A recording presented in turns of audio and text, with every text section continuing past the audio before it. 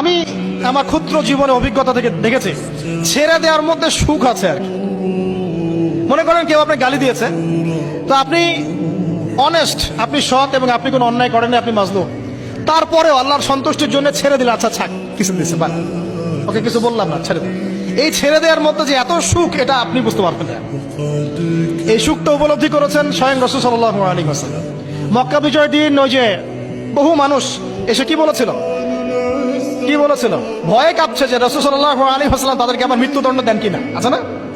আল্লাহ নবী বললেন যে লা তাসরিবা আলাইকুমুল ইয়াউমা, তোমাদের উপর আজকে আমার কোনো অভিযোগ নাই, ওয়া আনতুমুত তুলাকা, তোমরা মুক্ত, যাও, ছেড়ে দিল।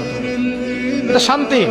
ইউসুফ আলাইহিস সালামের ভাইরা কুয়াতে ফেলে দিয়েছিল না, সেখান থেকে মিশরের বাজারে, সেখান থেকে রাজপ্রাসাদে, সেখান থেকে জেলখানায়, জেলখানা থেকে রাষ্ট্র ক্ষমতায়। কি লাইফ ট্র্যাজেডি, লাইফের ট্র্যাজেডি দেখেছেন?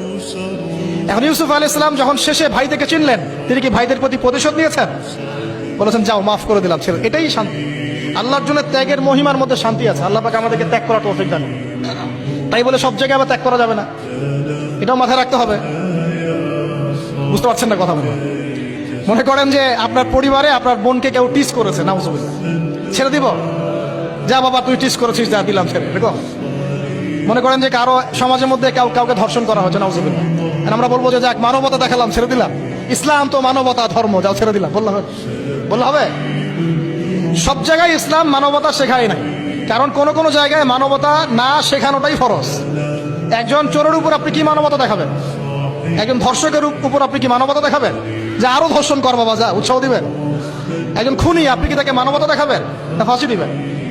তো এই যে কিছু মানুষ এখন বলে ইসলাম মানে শান্তি, আর শান্তি মানে শান্তির সুবাতাস বলছে। ওরা ওই যে ইসলাম থেকে বদর, উহুদ, খন্দক, খায়বার সব কাট করে ফেলছেন। এগুলো ইসলামে নাই।